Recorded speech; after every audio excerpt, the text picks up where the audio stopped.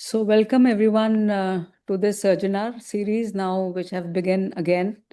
And today we have a live SURGINAR from Center for Sight group of hospitals from Safdarjung Development Area. And none other than Dr. Mahipal Sachdev is going to be doing the first surgery. And we have cases which are lined up both for refractive as well as cataract surgery. And I have with me my co-moderators, Dr. Praful Maharana, as well as my scientific committee members. And I can see Dr. Piyush Bansal, who has also joined. So over to Center for Sight Operation Theatre, where Dr. Mahipal Sachdev is going to be demonstrating the first case. So over to you, sir, and we look forward to this. Yeah, good evening, everyone. Good evening, Dr. Namrata, members of the scientific committee, and Praful. We will be showing you a couple of cases, and they would include the femto laser assisted cataract surgery with implantation of both the trifocal and the toric lenses, as also the implantation of the EDOF lens. And plus, we will also be showing you the refractive surgery in the form of the lenticular extraction, that is the biconvex lenticule that is extracted by the silk procedure. So we'll be starting with the catalyst system. As you all know that this is the liquid optic interface which is there, which we have to use for each patient. So the patient is under topical anesthesia. At the undersurface of the machine, we have put the interface part of it. Just putting anesthetic drops. This is what creates the vacuum, and this goes into the machine. Now, as you all know that you can have a straight planar patient interface, or you can have a liquid optic interface. You can see that there is this is vacant, or there is nothing like a plate in between, so you don't get any indentations on the cornea. So therefore, posterior corneal folds do not come. So we are ready to do. We ask the patient to look at the light. ऊपर से दिखाओ इधर suction. Just give the suction. Putting the fluid in. The fluid has been put in, and now we are going to bring the machine below. इधर से ले. So now ये बेटे ऊपर लाल बत्ती दिखेगी तुम्हें. आप red light में देखना. Okay, can you give me the inside view now? Okay. Namrata, do you have the inside view? Yes, sir. Yes, sir. We can see. Okay. PIP कर दो, इधर ले आओ. Can you do a PIP? इधर देखो. Can you do a picture in picture? So you can see I have got it on the green, and now I have to press capture. Then we have to press lock. Now this is just confirming the fluid, and there is a scan which is happening on top. Can you see that? This says rescan eye.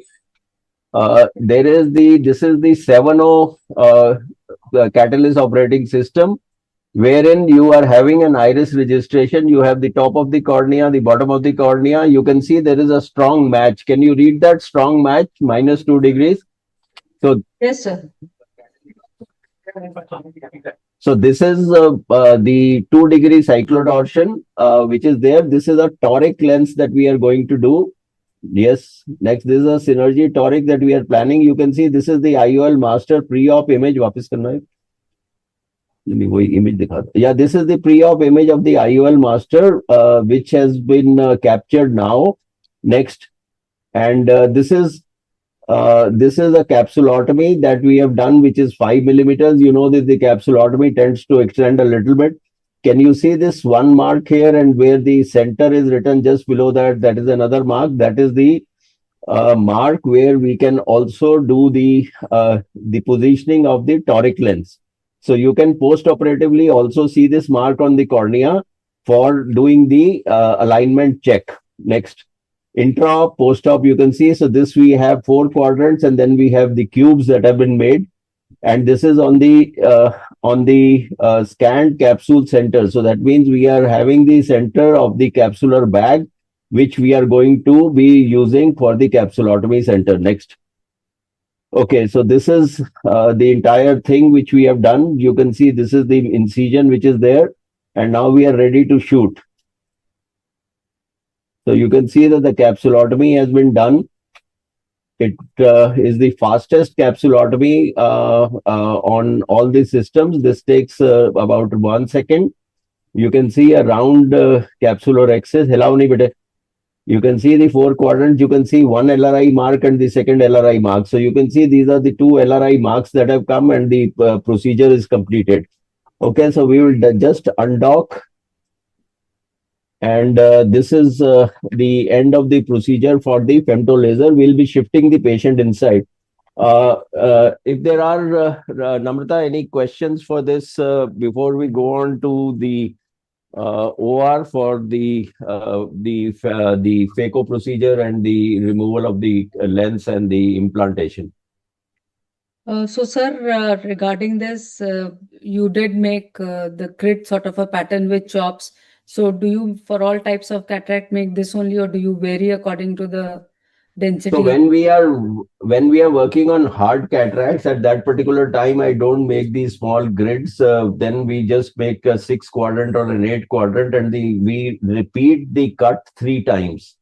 So that means the cut is repeated 3 times, leaving behind the central 1 millimeter. The nucleus cracks very well, and so that is for dense grade 4, grade 5 cataracts. Otherwise, in grade 2, grade 3, I do this particular pattern which is there. So the rep rate is not 3 times in such cataracts which are not very hard. Okay. Apart from that, we obviously get the OCT image, so it helps you very well for cases which have posterior polar cataracts. So you can lift up the default setting that you want so that you had a good epinuclear plate. Normally, because of the thick the arcus, etc., we normally don't do the incision, but if we want to, we can do the incision. And my cutoff for doing a toric lens is about 0.75 in trifocals and 1 diopter in the normal lens for putting in the toric IOL. Otherwise, I make use of the LRI, which has this cos7 has a Donald-Field nomogram, which automatically calculates and tells as to where how much of the LRI has to be done. So you can do a single LRI or you can do a biarcuate LRI if you wish to do that. So the alignment mark, apart from the first thing, is that it also, like any other, the iris registration is there, so you are not treating a wrong eye. And then the steep axis that has been calculated on the IOL Master 700 is also calculated by this machine. So you can have the alignment, and if you have a good alignment and the iris registration, you get a strong match that comes in green. If it is borderline, then it comes in yellow. And if you don't have a match, then at times you have to play with the limbus, etc. Then you try to get that. The reliability of this is very high. And more than 97% of the cases, 96 to 97% of the cases, we get a match on the cos7 system. So placement of the incision is also, you can place it at whatever axis you want to. So that basis the steep axis, you can do that. Placement is there, plus the astigmatic marks for the alignment are also there with this new system. Sir, any practical tips for patients with deep set eyes while planning flax? Obviously, see, that's like in any other femto procedure, you need to kind of tilt the head of the patient or have the neck extended or flexed, depending upon what it is. So those are the important tips. I normally don't put a speculum, but in case it is still deep set, then you do the speculum. Then the second thing is this is the there are two sizes of the cones. One is a small size and one is a larger size. So for deep set eyes, we always use a small size of the cone. Otherwise, if they are deep set, you tend to lose the suction in these particular cases, which is there. The suction is not very hard in the catalyst as compared to maybe some other machines. So the head positioning is very important, the nose positioning is important, and the neck positioning, and plus using a small cone, that is important rather than a large cone. I have hardly done, but worst case scenarios, you could do a canthotomy, but I have not resorted to that. But typically, just a speculum can help you in very deep set eyes that is there. Thank you, sir. Okay. Yes, sir. Thank you, sir. Okay, so Dr. Bharat Ratna is inside. He'll be. We have already have.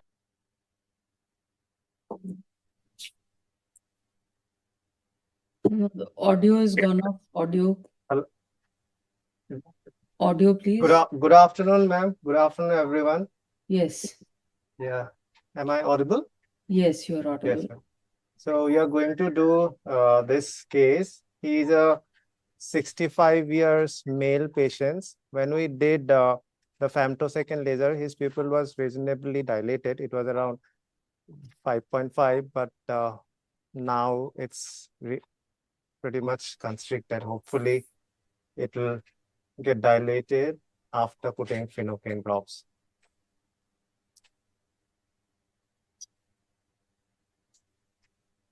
Generally, I prefer manual incisions. Phenocane थोड़ा सा और.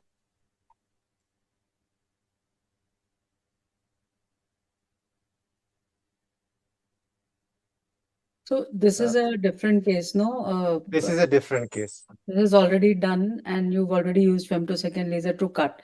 So when Yeah. you actually were doing femtosecond laser, at that time, I'm sure it must have been more dilated. So Yeah, as it to was allow around you to- 5.5. So Bharat, you're known as the fastest surgeon. Today, it That will is take- what everybody says, but I'm sure you'll do a great job. But the pupil is really small, really small. and it is so becoming smaller. smaller only. So I'll try see if I can make a good crack, or else we might have to put IR. बाबूजी light की तरफ देखते रहिए.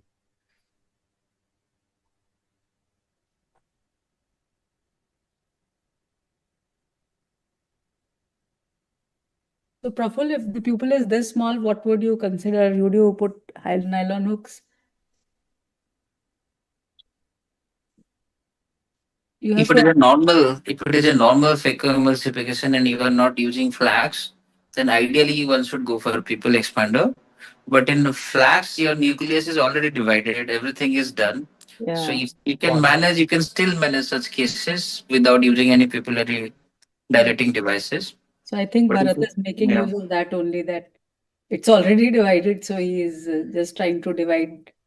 Yeah. But still, so it is very probably- challenging. Yeah, people. IDC is also pretty floppy in this case. Yeah, it's rather than non-dilated, it's a IFIS, I think it's a floppy It's a iris syndrome. IFIS case, yeah. So very brave of you, Bharat, to do a small pupil, IFIS, flax It was dilated actually, so that time. hopefully I'll be doing justice. I think that is the problem with grade 1 to IFIS. The people dilates well pre-operatively, but intraoperatively constricts. Yeah.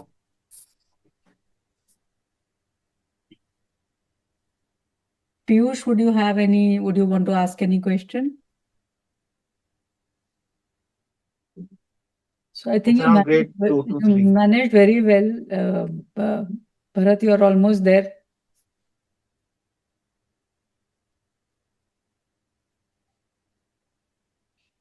And again, to expand the pupillary visualization, I think this is a good trick. With a chopper or with a second instrument only, you just see where your margin of the rexis is and then continue to do phacoemulsification. But yes, like Praful said, for a surgeon who's not well versed or just beginning, it is useful to put nylon hooks and to expand your area of visualization. Ideally, if you ask the ideal situation, yes, pupillary dilating devices should have been used.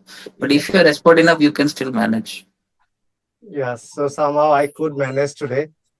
So if there is That a we managed need to very that great, we Bharat. explain. You are an Bye. excellent surgeon, so that is why I think. But Dr. Bharat, if your pre-op protocol differs between routine phacoemulsification Yes, versus sir. flaps, Sorry, sir. pre-op medications, is there any Yeah. difference between routine versus flags? No, we follow the same default routine for every patient section. So you don't use any pre-op NSAID as a lot of surgeons they prefer for flags We cases. do. I think it is always Retro. We'll useful shift to. to retro. It is always, and again, this is a good trick because he shifted completely to retro because when the pupil is small, even your red reflex, it becomes a little dull because the pupil is small. And again, I think use of second instrument to see where your cortex is. And it's not easy to do cortical aspiration, especially in cases of plaques where anyways, the cortical fibers get cut and then these have to be sought from the capsular fornices with your irrigation aspiration probe.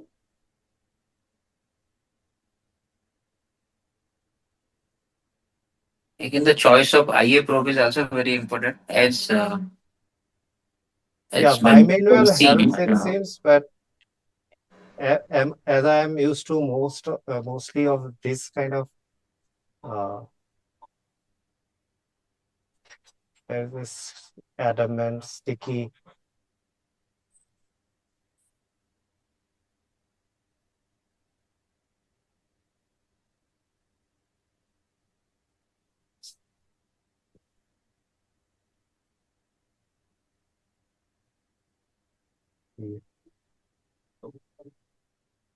But the way the iris is coming out from the side port, it means that the iris is actually IFS from. is significant. Yeah, IFS is definitely there. Yeah. So which intraocular lens are you implanting, Bharat? Yeah, so we'll put a pure C lens in this case. So as we all know, it's a pure EDOF lens.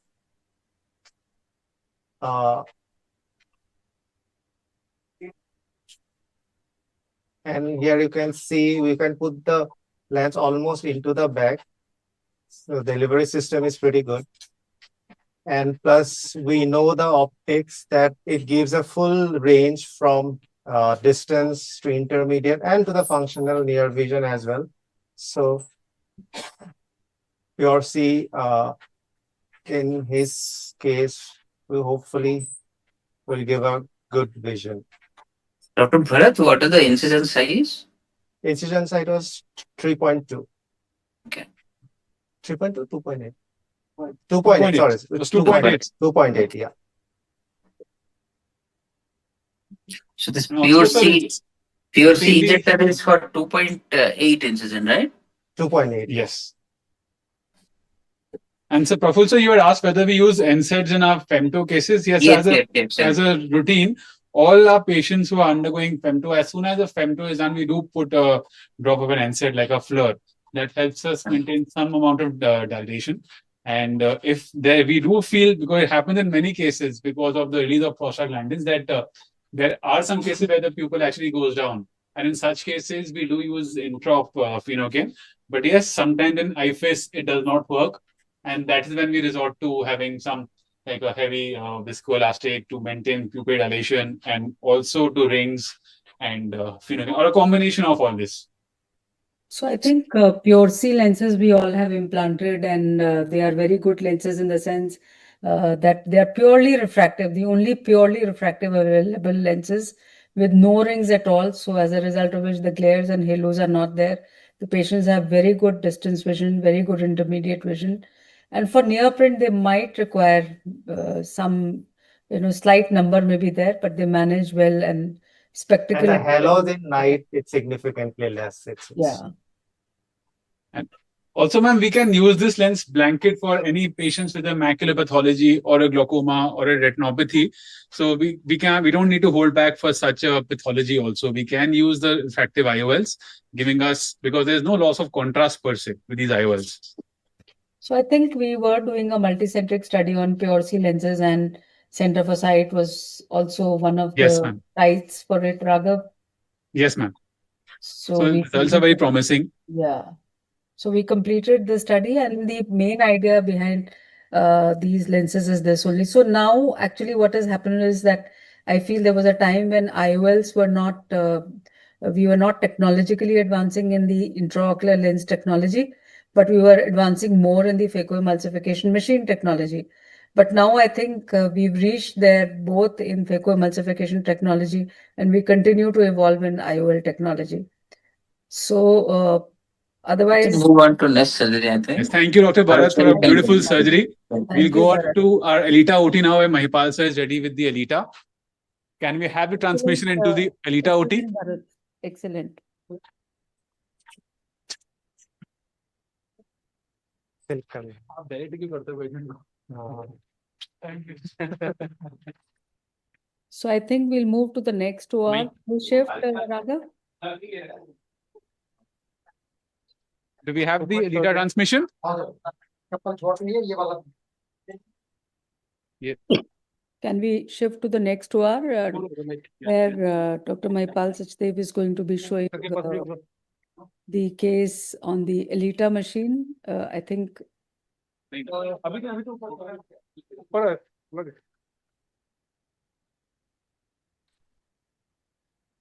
So what do you think, Praful? I think SURGINAR is a great way to learn again, because people may not be able to visit other people's operation theaters and actually know how the real life surgery looks like. So rather than, and actually people on their laptops at home only get to get entry to other people's operation theaters and actually get unedited version of the surgical procedures to watch. Yes, ma'am. The most important is convenience, as you said. Nowadays, taking out time, it's a difficult task for a lot of, especially practitioner, private practitioner, and they are bombarded by the representative with this IOL is best, this IOL is best. This is an excellent platform for them at least to know about the IOLs and also learn the basic steps of phacoemulsification. Even if the target is IOL, but as we had a discussion about flags, pre-op workup, how to manage, so it really helps the practitioner. Hello. Yes, sir.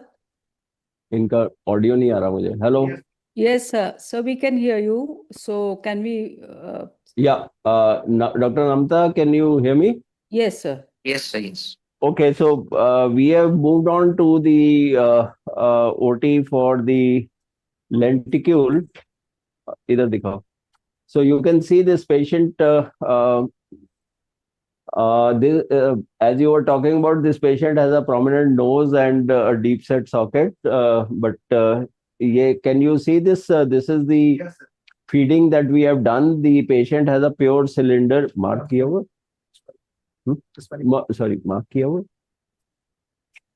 Okay, so this is a pure spherical power. So we are not really marked. Otherwise, we normally mark for cyclotorsion compensation. There is a sphere adjustment basis the nomogram. So instead of 4, we are doing an adjustment of 4.65. So the patient, we have to feed the K1, K2. You can see here, this is the you can see this is the 6 millimeter optic zone, a total zone of 7.6, entry of 3 millimeter. Thickness of the lenticule will be 83 microns, and the depth at which we are doing the cap is 110 micron with a side angle of 60. Residual bed thickness is 316. Okay. So we go on to the machine. So this is the same, you can see this is the patient interface which has to be connected. We're just putting a speculum onto the eye. बेटे नीचे देखो. सीधा देखो. Okay, so this is the patient interface that is put on the undersurface. You can see that is being put at the undersurface. Patient is brought below. उधर देखो. So you can see here we are approving the data. This is going to scan the patient interface. You can see that this is scanning the patient interface that shows PI scan in progress. So what it shows is that the PI thickness everything is all right. So it has approved it, and now we are going in. Either दिखाओ. This is the suction that has been put in, and this is the patient which is going to go on the eye, soft tip silicone. Do you have the camera view now? Yes, sir. We have the camera view. नीचे करो, नीचे करो. You can, बेटे लाल बत्ती दिख रही है. We ask the patient to look straight. He can look at a red blinking light. Okay. Yes, sir. Just taking out excess fluid. Suction is being applied. We lower the the gantry. Go into the green portion. Just press it. You can see, and we come on the green part. Okay, center. Now you can see we are going to center. इनको cyclotorsion भी दिखा देना. इसको यहीं देखो. So you can see we can also do a cyclotortion. There is no cylinder, but you can see we can do a cyclotortion compensation basis the marks that we have done. Okay, leave it. Ready? We are ready to treat. Okay, hilana nahi ab. 16.3 seconds biconvex lenticule. This is the undersurface that is being cut of the lenticule. Round second portion. This is the top. This is the cap that is being created, and then you can see this is the entry cut which is there. So you can see that this is how it looks after the procedure has been done. Okay. I normally do the second eye cut also before we go on to removing this. Arun? Yeah.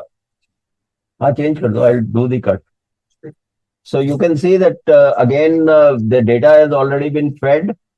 We just turned the head a little bit and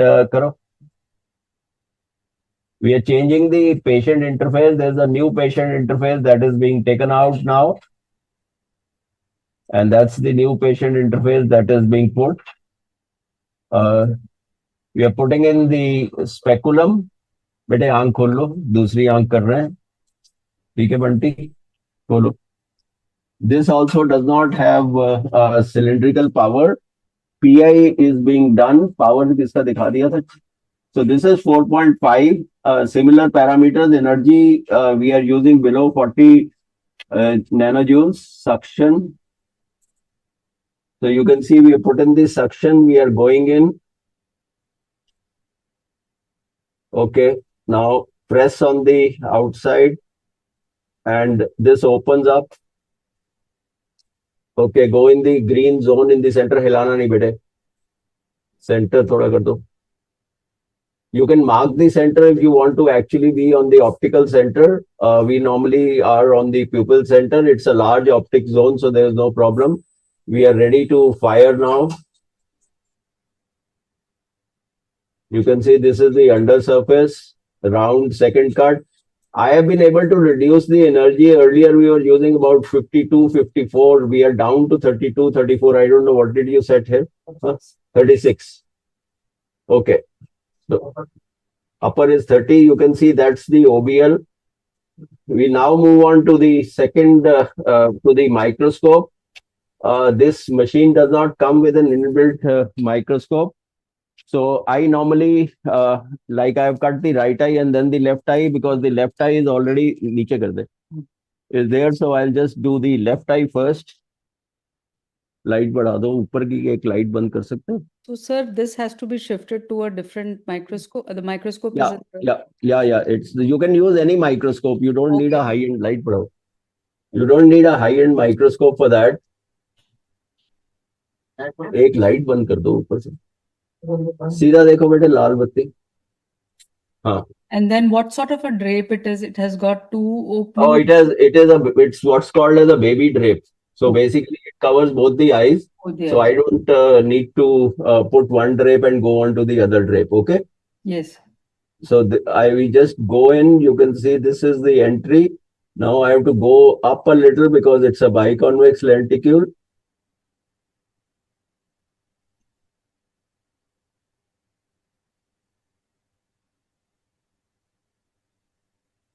So you can see that's the upper part.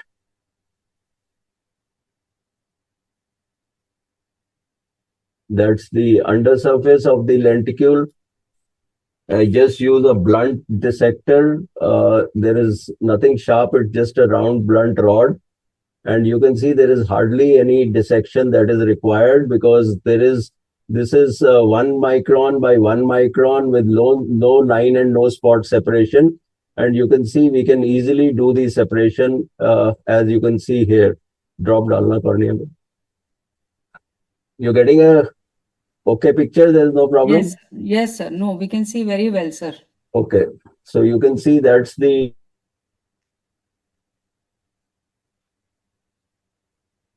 anterior to the lenticule that has been separated. Now I will go below and you can see again very little or no dissection.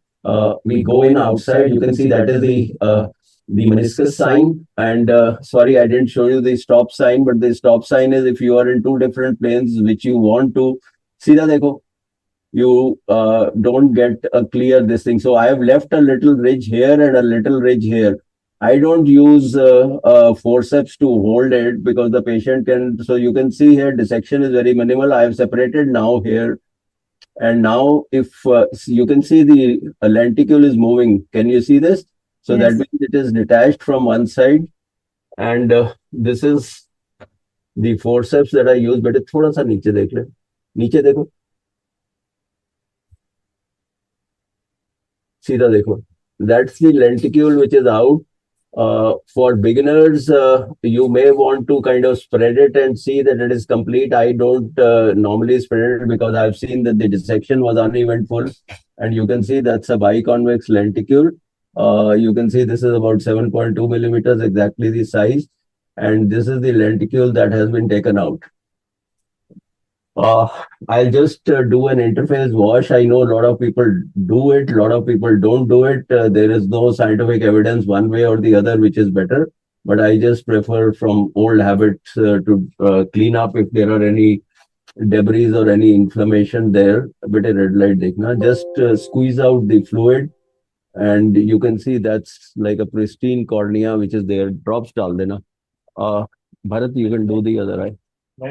I'm not doing the dissection of the second eye. Dr. Bharat will take over, but you can ask me any questions if you want to ask me. So, sir, for this, you can probably also use an intraoppository microscope because you can use any microscope and that is not a limitation.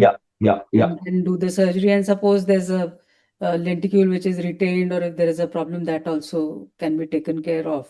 Yeah, so we have also elegantly shown, and that has been published now, that is called as the bubble release sign. So what is there is that in case you have used high energy, we don't get it nowadays when the energy levels are not very high. We have brought it down by at least 30-40% from what the company, when we did the first trial in 2018 and lenticule in 2020. So the energy levels, if you have less energy, you don't get, we would get a bubble in the center because all the OBL would coalesce in the center. And under those circumstances, if you are in the upper plane, the bubble would suddenly get released. But if you are in the posterior plane, the bubble would not get released. We have shown it on the OCT. And this is called as the bubble release sign, which has been published in the cataract and refractive surgery, which is again seen very well on the OCT. And as you rightly said, the OCT will help you identify the plane for dissection, as also the OCT will help you in also helping you if there is a retained lenticule or some part of the lenticule as to where it is to take it out. Other ways to help in the lenticule removal is to maybe use a little bit of a tricot like you use in vitrectomy. So that will stain the part of the lenticule that is left. But it is very rare to have a retained lenticule in this particular system because there is no line and spot separation and it's a very high energy spot that is coming and you actually have almost a bridge-free dissection which is there. Apart from that, as I told you, it's a biconvex lenticule, so that possibly is better optically. There is no head-to-head study between one eye of maybe a silk and a smile, but dissection is really very, very uneventful, which is there. Next steps in this machine are to, from a two-piece patient interface to actually having a single-piece patient interface. I'll just show you. So this was the interface, as you can see. So there are actually two pieces to the interface. So you can see this goes below the machine and this goes onto the eye. and this goes for the vacuum. So instead of having two pieces, we are going to have a single piece patient interface in this particular thing. Those who have used intralace know that this used to be of metal. So this is now of actually of the plastic material which is there. So when you go and dock and grab the eye, what you have to do is that this goes in and you have to just press this. You have to squeeze this so that this goes and docks onto the cornea and makes it planar. So the advantage of this is that it's a planar situation where you have a lenticule, which you can get very easily as a biconvex lenticule. Any questions? Any question you would want to ask? Or Piyush? I think we must have done a lot of femtolasic also. So initial part, what we realized when we shift to smile, the chances of getting 6/6 on the immediate post of day one was much better with femtolasic when we used to do smile in our earlier days. So in your experience, as you gain more and more expertise, in how many percent of cases the next division is as you have planned, like 6/6? I am surprised if I don't get 2020. So, Prabhul, there are a couple of reasons. One was that whenever the machine people came, even when we started doing these file maybe more than a decade ago, the energy settings were in that also at about 40 nanojoules. So we brought it down to 26, 28. Each machine has to be optimized. If you are giving more energy onto the cornea, you get more inflammatory response, and you tend to have less recovery, less fast recovery of this thing. So you have to optimize the machine to lower. Here also, as I told you, we were in the mid 50s and we are down to 32, 34. And I am the next step of the thing is to actually have a line and a spot separation. So that will further reduce the energy. Second is the surgeon manipulation. You can see that the quantum of manipulation that we have done or I have done or which you do once you have gone through the learning curve of 25, 30 corneas or 35 lenticules is much, much less than what you do in the first time. So more energy and more manipulation. These are the two things for a slow recovery. See, you are both cornea people, and if you do more manipulation in the cornea, even if you do in a graft or you're doing in a lamellar keratoplasty, if your dissection is rough, etc., the quality of vision takes longer to recover. So that's the same here in the lenticule. So if you have less energy and if you have less manipulation, you tend to get 6/6. If I don't get 6/6, I am bothered the next day, whether it be the smile or the silk, both. Thank you. I think, sir, that those Okay. were both very useful insights. Yeah, you can shift the camera downstairs. I'll just join in. Yes, sir. Okay. So Thank you. I think the next case is already being shown here, and if we may know who's the surgeon, I think it is Bharat again. No, it is Hemlata. Sorry. Hello, good afternoon. Yes. Hi, Can you hear me? Yes, of course. Good evening, Dr. Namrata ma'am. It's always a pleasure to see you in the panel. Mhm. And thanks, Dr. Mahipal, for giving me this platform to showcase this case. So this is a 65-year-old male patient with grade 3 cataract and astigmatism of around 1.5 diopters. So we'll be putting Synergy Toric IOL in this case. I'll be using a markerless digital system for the alignment. आप light में देखिए 3 light के bulb. This can you see these marks? So this is the incision is at.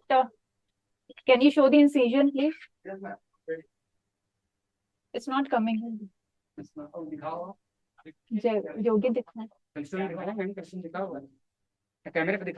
What are you? No, you have to then show the console if it is a markerless So this system. is the 1.5. Yeah, you have to show the you have to show the screen. Now we can see the mark. Yes. This is the alignment mark, and incision is also at 180 degree. So Okay. I'll be starting the surgery by making a side port.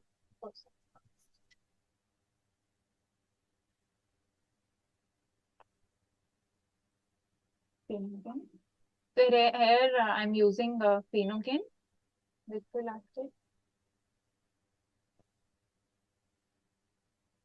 It's almost fully dilated pupil with 5 millimeter rexis.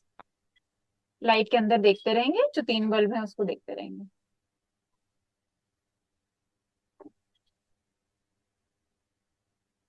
So you've already done a femto on this to make the rexes into flat. Already the fragmentation and rexes has been done.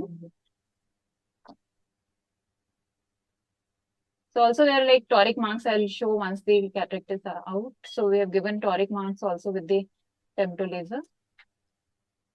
So already a lot of like pneumo dissection is there because of the OBL. So here I'll do a very minimal hydro. I'll be using the Veritas system. And I proceed with the direct chop.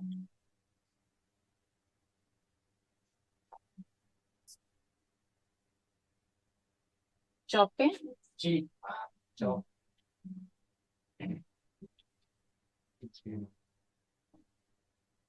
The power is not coming. Javed is lying. Javed.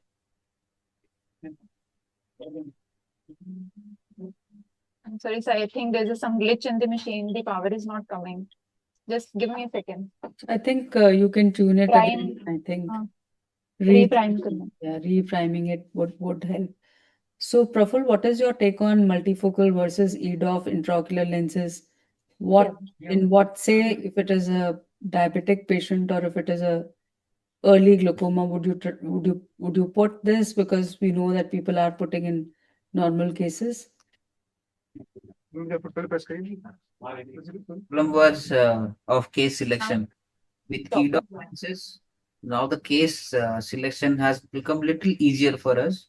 Even if the patient is having some diseases that reduces the contrast, like optic nerve pathology, glaucoma, diabetic retinopathy, EDOF lenses have very little impact on contrast sensitivity. So you can still offer a good quality of light or spectacle independent light to the patient, which was not possible with earlier multifocals. Quadrant. So I think very good. I think your 2 chops are already over, although you've So I already have divided into 4 quadrants, and now I'll be just emulsifying all the 4 quadrants one by one. So that's the advantage of the femto, that we don't have to use much energy, and all the pieces are like smoothly coming out.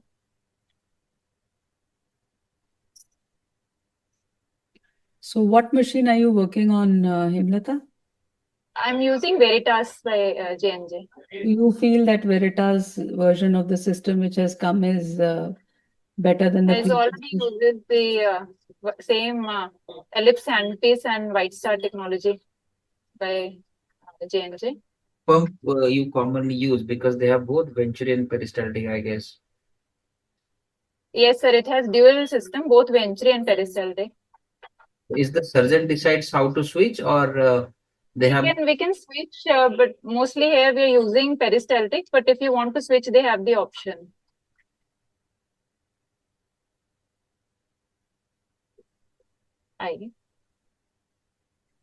So here I proceed with the cortical matter aspiration.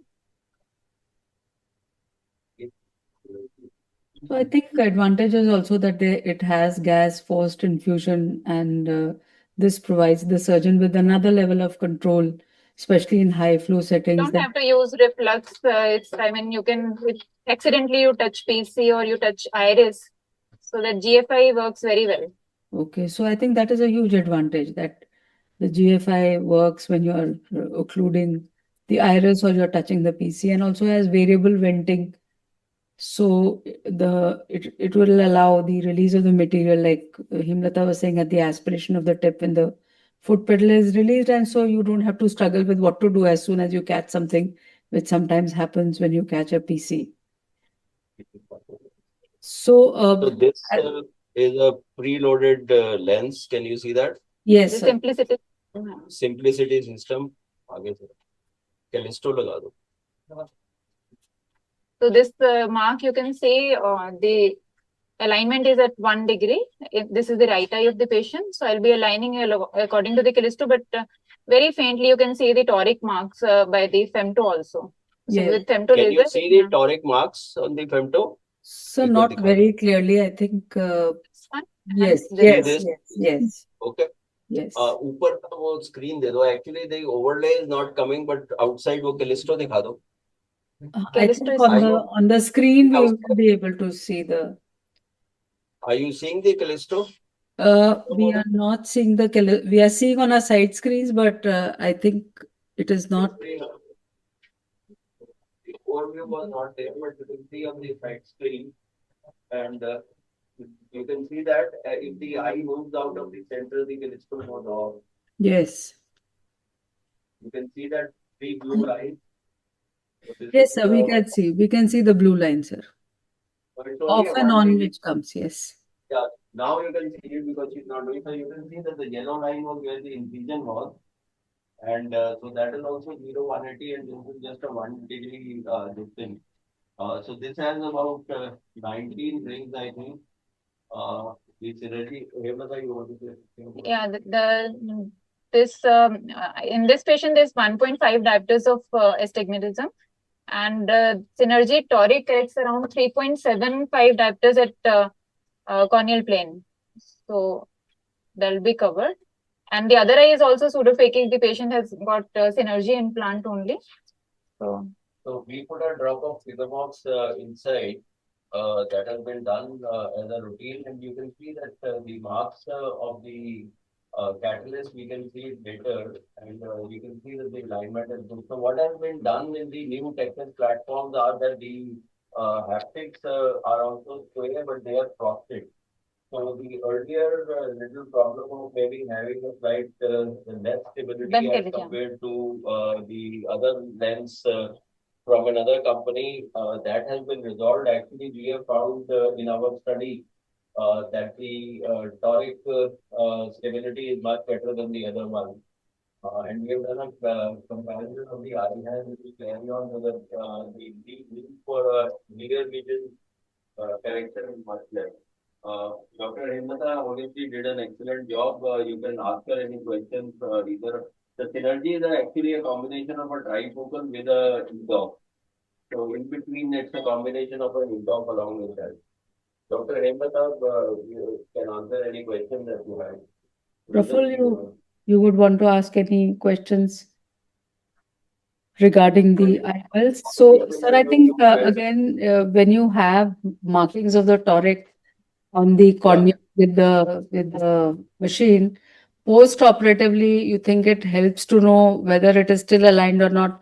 Because sometimes in the post-operative period, it might move this side or that side. This saves a lot of time also, because we don't have to go back to the MRD file and check the toric sheet.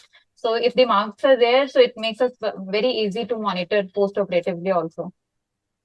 So basically, there are two ways by which you can monitor. One is on the lens AR system, in which there is a small tag that is made on the capsulotomy, and this is the one which is made on the cornea. So both of them can be seen later on. So this is the basic advantage that here the alignment is actually matched with the steep axis and with the IOL master. So we have done a study to compare the Callisto along with the COS7, that is the catalyst, and the alignment is absolutely perfect in alignment. So you could see even here when the blue line was there and what she showed earlier, they are perfectly aligned. So it's definitely a good thing that you can see it in the post-operative period. These marks will remain for long. Do they disappear over a period of time, sir? Namrata, as I was saying, I just wanted to, they are immaterial after a long time, but I have seen them be there at least for 6, 8 months or whatever. It is basically a corneal scar that is there. It's intrastromal that is made. So, it is in the far periphery, so it doesn't interfere with anything. So interfering is not the reason. What she's asking is how long do they stay? So I'll check it next time and I'll let you know. Okay. I think they're going to stay for long. Okay. At least in the immediate couple of months, they are there, and that's the time when the lens actually they say within the first few hours that The lens moves. Yes. Yeah. Can we move on to the Yes. other? Thank you very much. I think Thank Dr. you. Hemlata Thank did- you, Thank you. Hemlata. Thank you, Hemlata. So much. Thank you, sir. Like always, it was very elegant, Hemlata. Thank you. Thank you. Ma'am, good evening. Audible? Yes. Ma'am, good evening. Thank you very much, Namata ma'am, Mahipal sir, Dr. Praful for this opportunity. So today I'll be operating on a grade 2 cataract on this 52-year-old female. So I'm using the Veritas Phaco system. So I prefer making it. what do you think are the features of the Veritas and you're comfortable with it? Now, one is definitely the rock solid chamber stability. That is the thing that really gives me a lot of confidence. Even if I'm using those really rock hard cataracts, and I get a lot of good phacoemulsification power also. So I'm never worried when I have the grade 4, grade 5 cataracts. That's one. And of course, the option of though mostly we use the peristaltic, but we can always shift. That's one thing. So now I have a free floating capsulotomy with the catalyst. Go in. So my capsulotomy is about millimeters in diameter. That's it. My capsulotomy is done. Dr. Namta, I don't know whether that has been discussed or not, but the tubing is different in this particular case because the tubing is very flexible from outside, but inside the tubing is rock solid. So that reduces. For you don't. Okay, so the cassette are much different from the other one. That is why the stability is much better. That was useful. We did not discuss this before. So, okay. So now with the Femto, you can see I've got a good lumen dissection and a hybrid section. And you see all those trapped air bubbles now that are in the anterior chamber were behind the lens. So now they've come out and I can see my lens is rotating through me. I can go and start my phacoemulsification chopper. I'm using a vacuum of 420 and a power of 35. Aspiration flow rate is 38. 38. I'm sorry they didn't provide with an overlay, but. So I try and make good with direct chop and I'm open. So I've got the primary chop. So I've got a quadrant now, but I'll see. Quadrant is already broken, you could see that. See, it's a softish cataract, not a very hard cataract. I won't have to struggle too much. So I've got my quadrants. Got please. So one quadrant is out. So you can see the chamber stability. This is possibly a 19 gauge needle, and you can see that it is rock stable, and the speed at which you can take out the stuff is pretty good. So this is the ellipse, which is the white star going on to the elliptical movement.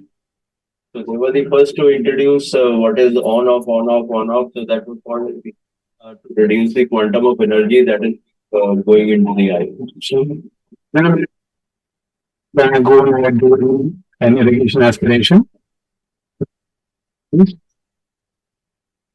I prefer using a coaxial irrigation aspiration. So Namata, if you can again start the discussion on bimanual coaxial, but we are all the coaxial guys here. Yeah. So even young guys here are coaxial, so they are following you. Yeah. But what I feel, but when you use this bent probe, so this gives you as good advantage as bimanual. So it is because the subincisional cortex is very easy to take out. So you're never worried. Most of the centers, it's a straight probe, it's not curved. So that is really problematic when you are using for your subincinal. In those cases, bimanual is better. Well, you are absolutely right, but we never buy a straight probe ever. We Lens. always get the coaxial. Yes. Coaxial, but I think, sir, I've seen you using, I mean, for all, as long as I've seen you using it, has always been by a bent one. No, yeah. See, earlier when we lens. With the universal one, at that time it was all straight. But now we always use that. So this is about anywhere. So again, this is the simplicity. Yeah. So can you see this? This is a have the inserter, and we have the cartridge with the IOL, which is preloaded, and this is just clicked onto the injector. Can you see that? Yes, sir. Yes, sir. Okay, and this is a slightly yellow tinted lens. It is not a. It's a. Meta देखिए. true blocker, you don't actually, sorry, a UV blocker and not doesn't block the entire blue. So you can see it opens very well. You want to say something? And it does have the Technis platform, so we know it's a very simple lens to unfold. It's a very predictable unfold, and no chance of injuries. And we know it's the facts are, of course, it's a fully refractive EDOF IOL, so very good. And ma'am, like we discussed, these are the lenses where we can use for our diabetics and for our glaucomatous patients who have a retinal pathology, because there's no change in the contrast. Also, it is very resistant to a little bit of refractive error post-op, even if we have a minus or a plus 0.5 hyperopia or myopia. So the patient will not lose out on the visual quality. So we did have a simulation of the pure C lens where, we at the ASCRS, we had at the booth, we had a simulator where we as surgeons could see how the lens performed. So we had a camera, and then they had simple lenses like a phoropter. One was the Eyehance, one was the Pure C, one was Symphony and the Synergy. So the dysphotopsia profile of the Pure C was actually as good as the Eyehance. So it was very comfortable, and so the patient is very comfortable with in terms of dysphotopsia profile. There is no complaints, no halos, no glare, and also with the Technis platform, the chances of PCO are much lesser. So all in all, a very good IOL, and this is our go-to lens now for the patients, young patients who want refractive, kind of an independence. We don't offer full independence. We tell the patient that you might require a top on for probably just for reading, but as of now, like you said, ma'am, we were part of the multi-center trial. Results have been very good. So one thing that is not emphasized for this lens is that this is you have had the Technis lens working for years at this thing, and we have not seen any glistening in it. Whether it be the Technis 3-piece or even the Sensor 3-piece, or whether you have the 1-piece, etc. The material had to be changed elsewhere. But you can, apart from a square edge, apart from easy unfolding, apart from very good the negative asphericity that you have, the lens also does not have any glistening. I don't know if any one of you has seen any glistening, but by far that is another quality of this particular material. And also it's resistant to any decentrations in the bag. Yeah, that way I think it is a forgiving lens, and it doesn't the quality of vision doesn't get much affected by the way it is put. So again, I think Raghav did a good job. Yes. Any questions for him?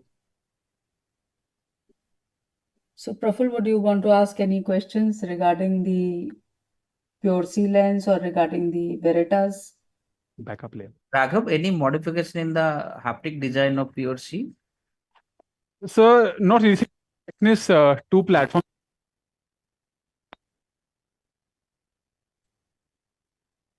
Rotate much. Comparing the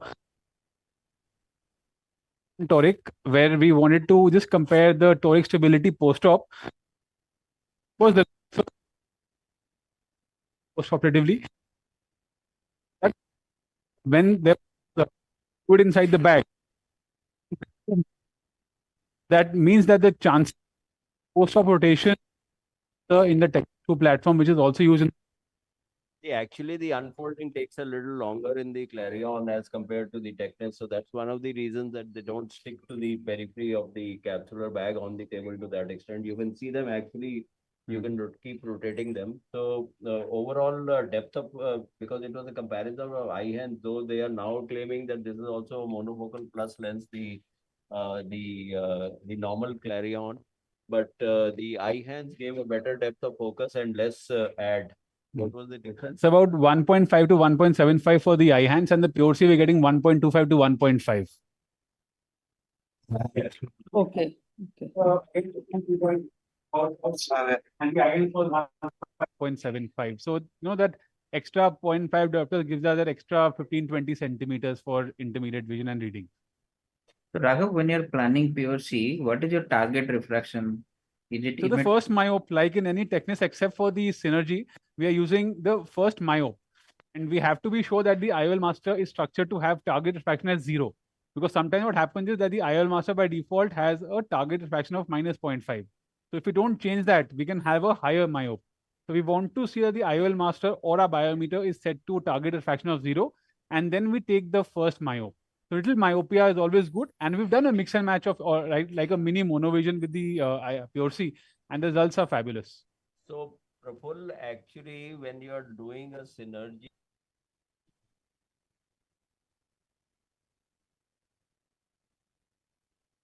minus, and you can also do a mini monovision, which could actually make them spectacle independent. When you are looking at an EDOF lens, there isn't a discrete focus, so it's an extended depth of focus, so that's tolerant to this thing. So you any small power changes. So therefore, you want to give them some amount of near vision better than this thing because the distance is maintained. So you go to the first minus, but in a trifocal lens, the disturbance in the quality of vision or the diffraction is much more if you keep them on a minus rather than a plus. So therefore, in a trifocal lens, you prefer to, in a synergy, you prefer to be on the first plus. But here you can either keep it hypertropia or the first minus. Or if you want still more monovision, you can do it a little more myopic than that. So I think that applies to all the EDOFs and all the multifocals, irrespective of whatever companies you're using. And again, that is a useful message to give it to everybody that one, that you can even Pure C, you can even mix match. And so if there is a patient who's come with, say, eye hands in one eye, would you do a Pure C in this eye? And So, if ma'am, without even thinking, we can do an IHANS and a Pure C. It's because the dysphotopsia profile is similar, and also we as a practice have completely shifted to a monofocal plus IOL. We don't even tell the patient we're going for a monofocal plus. Monofocals are kind of obsolete for us right now. So yes, you do want to justify the price between the IHANS and the Pure C, but you tell the patient that the you do get the advantage of an EDOF where you can have very good vision, and the amount of add that you have lesser in terms of the Pure C is the added distance you get for reading. So that justifies it. So the patient who understands, they do very, very well. So that counseling is very important, and doing a mix and match is good. yeah, more so because see, eye hands was earlier, so we did eye hands, but now Pure C has come. Yes. Now, if the patient says, no, I want this lens, which is more expensive, the principle is essentially the same. And Yes. then what about, sir, your experience on mixing EDOF with multifocal? Let's say a Pure C and a I synergy or a normally don't Yeah, but prefer to do that. But if a patient is very unhappy with a trifocal lens, then see the unhappiness index of a trifocal is much higher than an EDOF lens. And again, this particular EDOF has much more satisfaction than the earlier EDOFs. It's not that the EDOFs don't have the dysphotopsias and the glare and the halos. The moment you get rings, you are going to get the glare and the halos. The only thing in this particular lens is it's not that they don't have rings, but the lens is the rings are subsumed within the material of the lens. Okay, so you don't have any rings which are on the surface, whether interior or posterior. So it is subsumed within the surface. So it's basically a ringless kind of a lens. So therefore, the glare, halos, and the dysphotopsia are much less in this. And we are more aggressive in giving this particular lens. If it is a trifocal, see the glare and the dysphotopsia can actually get magnified, the halos, etc. If you have a trifocal and the patient is unhappy and you're doing this, then the difference between the two can be pretty stark. So I normally don't prefer to mix and match. The mix and matches, the only lenses which I do is the in the geometric where the distance and the near light distribution is slightly different. But I don't mix the genre of the lens. That means a trifocal with a with a EDOF. EDOF. Okay. So again, I think that is another useful message which has come out of this. So, We any can question, go Praful? on to, yeah, you have a question? Go ahead. I think Praful? the next is ready, ma'am, already. Okay. Sorry? The next case is ready, sir? Yeah, it's ready. That's going to be done by, thank you, Thank you, Raghav. sir. That's going to be done by Dr. Akanksha Kaul. Okay. Can you shift the camera? Am I Thank you. audible? Yes, you are audible, Akanksha. Good evening, Namrata ma'am. Good evening, everybody, and thank you to Dr. Maipal sir for giving me this opportunity. So, after watching some godlike surgeons operate, now you're going to see how your mortals operate. So this is a patient who has the steep axis in the superior temporal area. So that is where I'm going to place my main incision.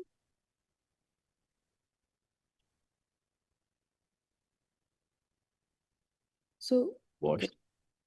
so can we have the microscope view, please?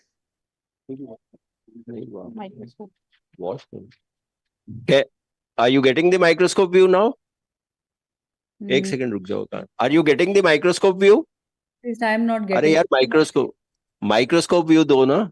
We are getting the external view of the या OR. 1 second. तुम कहाँ चले जाते हो यार? Now? Yes, yes, sir. Yes, sir. Okay. Yeah. So the placement of the main incision is in the superior temporal area, according to the steep axis.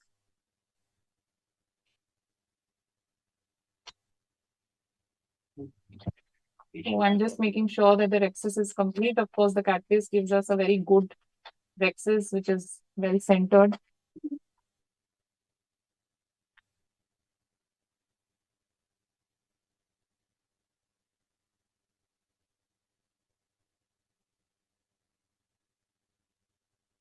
So, ma'am, you can see this is a different pattern of femto laser.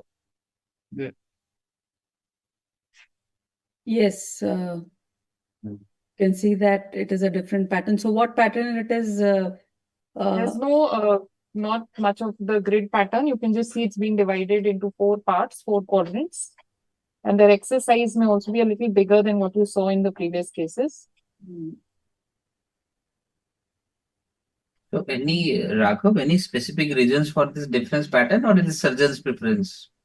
So mostly surgeon preference, and again, it can be case-based also. We discussed for harder cataracts, we prefer using this pattern that's a quadrant or a sextant.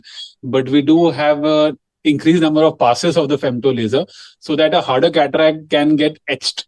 Of course, the advantage of the femto laser is mostly the rexus in case of a mature or an intermittent cataract.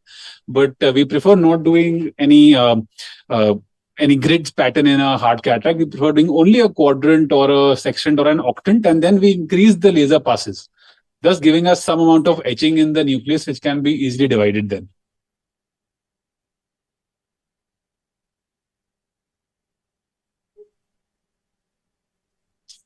When you go for the grid pattern, of course, in patients which have eye face or have smaller pupils, there can be small pieces of the grids which can actually go behind the iris. And we see that they do come out after a month or something. That is one challenge that we see with smaller pupils. But otherwise, the advantage of the grid will be to decrease the femtosecond power, the phacoemulsification power.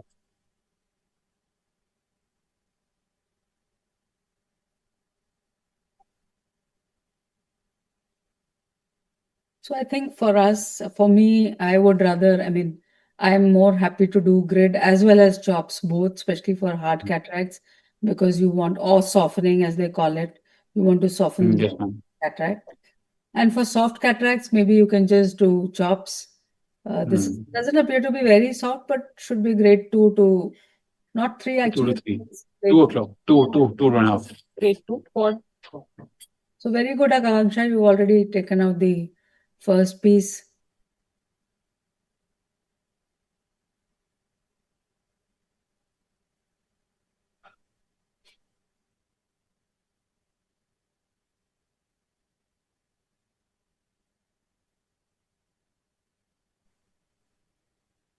So we can see, ma'am, how good the chamber is. There's hardly any movement in the posterior capsule. So it's very easy to do even softer cataracts where you want when we know that we can actually pierce through the nucleus. We want to have that stability in the chamber, which we can see in the machine. So that chamber stability gives the surgeon a lot of confidence. Of course, and I think considering the fact, again, I think this is Veritas on which the surgery is being done. Yes, ma'am. Yes. So like I said, the machines and the IOLs all have become smarter over a period of time. There was a time when IOLs were behind, but now IOLs are, as good as the machines are. Ma'am, they actually initially had planned to have the swivel handpiece, which I think they dropped the idea. I've given that a go. So the idea was to have all the movement at the wrist. and not the entire weight. So the idea rational behind it was to reduce any surgeon fatigue, so that there is no weight coming on the wrist. So that swivel handpiece would have been helpful, but it just didn't work out. I have tried at one of the conferences where just the wiring part of the handpiece is not moving. Only the front part moves, the front half. So it was called a swivel handpiece, but I don't think they're going ahead with that. I think in the previous case, there was a discussion about the method of IA also. In my hands, bimanual works the best. That is what I've been trained on also. And I find it quite safe. So Akanksha is truly young. No, but I think you can be comfortable with whatever you are comfortable with. That is what one should be using. And one issue of using bimanual with a 2.8 or 2.2 incision is chamber stability, especially for beginners, what we have noticed at RP Center. So I think any practical tips, Dr. Akanksha, for that? But I don't find that the chamber stability actually goes down much when you're using an eye if your main port incision is good enough. At least I've never noticed that the chamber stability is bad. Because you are a beginner and your wound is not good, wound is leaking, you can simply hydrate the main port and then bimanual. If it's actually a leaking wound, then yes.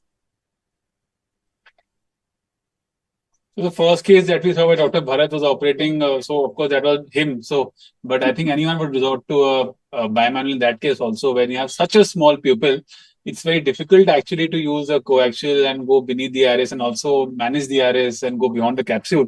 So I think in such cases, there is no option but to switch to a bimanual. So of course, that is something which we all do at some point resort to. But Bharat is Bharat. He can manage anything. Yeah, that's what I said. That's Bharat is Bharat. Bharat is Bharat, sir. Only he can try that. And I was sure he's not going to use the hooks. So he didn't. And he still finished the whole case. So I think that is also a technique. I mean, I remember presenting somewhere about small pupil and the devices, which I used. And then somebody remarked that you can also do without the devices. So, which is quite correct. And especially again, ma'am, it's easier said than done. It gets difficult when you're actually coming to doing a small pupil, and we know that the pupil is. So if you notice Bharat sir's incision, there were one was the main port and only one side port. Yeah. It was so he went in together. So there was only so much space the iris could actually come out from. Yeah. But I would go in two side ports. I would have two places where the iris is coming out from. So again, it matters how the technique is. So I think Akanksha, you did very well, as good as the godly surgeons. Fantastic. The only disadvantage with bimanual is that, of course, it takes little extra time because you exchange hands.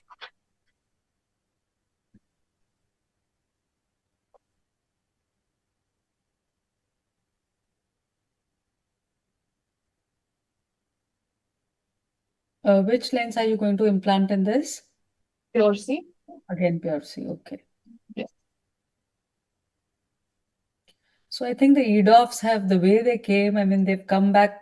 I mean, they have come with vengeance in the sense that the monofocal market is now at a risk. No, I shouldn't say at a risk, because of course monofocals are being put, but then gradually they are being replaced by the EDOFs and of course by the multifocals.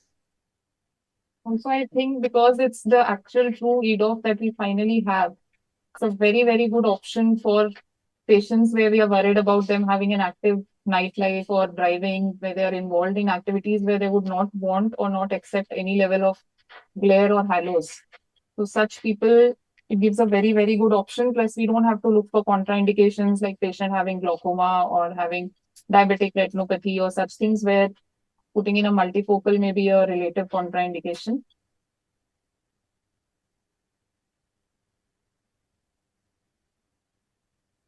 So I think, Praful, this is what you were talking about, that sometimes, the haptics, they get stuck. But then, of course, here in this case, they've come out easily. But at times, you may actually have to disengage them mechanically. So one of the lenses which has the haptic getting stuck is Invista. Yeah. So in cold weather, they don't tend to leave each other.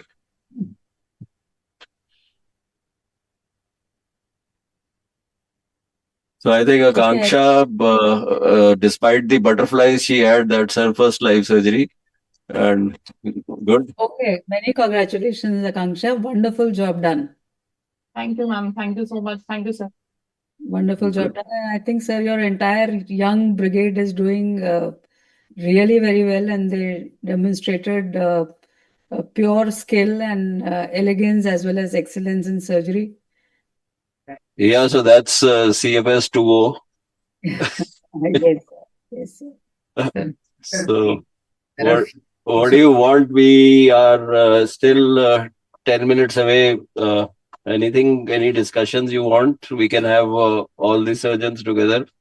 Sir, there are few where they say even need of lenses, they do need some neuro adaptation. What's your experience? Neuro adaptation, I personally, yes, there could be something, but it's much less than what one can take from that perspective. Any lens which is actually different from either layout camera. Akanksha. So neuro adaptation is the least obviously in a monofocal lens. And obviously next would be EDOF and next would be a trifocal. Bifocals are totally out. Bifocal were the most difficult to kind of adapt to because the jump was very significant between a distance and the near. But as you have had the steps that are graded, whether it be the laser technology or the other smooth modulation of the wedges which are there, so therefore the adaptation has been less. But you are right that there could be some adaptation time even with a EDOF lens. The EDOF lens which has rings take more to kind of adapt rather than the EDOF which is ringless. So this is a new concept that is there of having a ringless kind of an EDOF lens. Anyone else wants to say? Have you studied stereo acuity with these lenses? I mean, we talk of Snellen's acuity, and I think we did study stereo acuity. Another lens. We have per se not studied, but I have read articles where the contrast and the depth perception, there's no loss with the PureC. That's why they are being used for patients with the macular pathology or retinal pathology. So it's being used a lot in the Australian subcontinent, so in the Australia, New Zealand, so like Dr. Jack Black. So they do a lot of these IOLs in patients who have had macular pathologies. We per se are not very proactive, but yes, they are being done widely, and the patients report no change in the vision quality. So to answer your question, yes, ma'am, there's no change in the stereo acuity and no change in depth perception. Did you measure? I think Namrata, you were also part of this multicentric trial, no? Yeah, we did measure, but we are yet to analyze our. We did contrast. I don't think we did stereo acuity. We did contrast in this particular thing. But I think overall the patient satisfaction was pretty high in this particular lens. So the obvious stumbling block would be the costing on the lens. That's about it. Otherwise, this could also, like the eye-hands replace the monofocal, this could also become much more popular. Yeah, you were asking something. So when you compare eye-hands with PureC, I don't know if somebody's done it or we did not do it. But how do you think, I mean, of course, the cost is a factor which is there, and that is why I'm asking this question. How do you think eye-hands in terms of visual quality will compare with PureC? Ma'am, see, we've done lots of cases, so there's no formal study, but let's rewind 1 year back, we were doing eye-hands, and now cut to today. So there are patients who implanted one eye eye-hands and second eye doing PureC. So we're not even thinking, and those patients are getting very good results. We've not studied them, but per se, like I said, the near ad that we get with the eye-hands is about 1.75, with the PureC about 125 and 150. So we hit about 150. So that distance is good enough for the patient to actually go out and order a meal in a restaurant which is dimly lit. But yes, for those really ingredients for the menu card, the patient might require glasses. So what Raghav said about the functional near vision in dim light, that is something that we couldn't give to our eye-hands patients at least. In dim light, they would not have very good functional near vision, which with Pure C is giving better results. So actually, there's one thing I don't know. They come in gradations. The thing is that they don't have the chromatic aberration correction in the Pure C, which should be added on, because I think that's also a good novel concept that came on in the Synergy. So they are now getting the Yeah. the Odyssey now, which will Yeah, the Odyssey now is the next lens, which I think should be introduced within this year, if not early next year. So that actually has reduced the ad still further to maybe negligible ad. So that's the next lens, and that I think has the chromatic aberration correction also. So these are the things that once they have stood the test of time, they should automatically be added. That's what my 2 cents are. Obviously, we are still not near the perfect lens that one can start doing left, right, and center presbyopic lens exchange. But I think the days are not too far when the 2O will be doing that, and they will not be presbyopic anymore. Sir, we've come rather a long way where there were, attempts at making bifocal lenses initially, and then we've had reports where multifocal lenses in celebrities had to be explanted. So have you come across any, I'm sure there must be some odd case that you may remember where you've had to explant EDOF IOLs or multifocal IOLs? The answer is yes. I have explanted at least 7 EDOF lenses till date. And So, replace them with? Sorry? And replace them with? Eye-hands. Okay. So basically, these were all EDOFs with rings. One was the ringless, but I have had, and a celebrity going out to get an EDOF out. But maybe the concept was slightly different, context was slightly different of a previous refractive. Sorry, I'm not very sure as to how they are going to work in a scenario. One patient I have just recently done a refractive correction. She was unhappy with this lens with a plus 0.75 as a residual power. So I've done a smart surf. I still have to do the follow-ups. This only 3 days ago. So let's hope that is going to take care of it. But one thing that we underdo in India is to do refractive corrections if the patient is unhappy. So she was a post-LASIK patient actually. So that is something that this one case that I have done on a post-LASIK case that the patient was possibly unhappy, but I think she was happy with a plus 0.75. So I hope that it's a residual refractive error correction which is going to take care of the whole thing. But that could be some place that we have to actually just see that you have that example of a post hyperopic correction being very unhappy and then the lens having to be explanted. But suffice to say, whether there are 4 rings or 6 rings or 5 rings or 18 rings, the ring is a ring. So that makes a problem to get the halos and the dysphotopsia and the glare, etc. Anyone want to say something? Measure the high order abrasions in all the patients. The patients who have corneal high order abrasions, Pure C might not be that good option for them. That is one thing we need to be cautious about. The post refractive surgery patients and the patients with the already pre-existing high. But actually, one thing, Namrata, is that if we get zero asphericity lenses, they may be better than the negative aspheric lenses. I quite agree with that, sir. That again is another area which lacunae exists and needs to be worked on. Praful, would you have any questions? It depends on the patient profile also. If the patient is very demanding, it's Then- better for a monofocal rather than EDOF. Why to take a chance? If the patient is not that much demanding, yes, one can try EDOF lenses, but you'll have to be sure about your IOL power calculation. Because for read-off, if IL power goes little bit here and then there will be a problem. See, actually, in my practice, monofocal is dead and buried. I don't use monofocal. I have actually used monofocal plus. So, because there is no real disadvantage that I have seen over the last, I don't know, 3-4 years or whenever, 5 years, I don't remember when IHANS came in. But that I can say very confidently that I have not had the reason to explant even a single monofocal plus lens.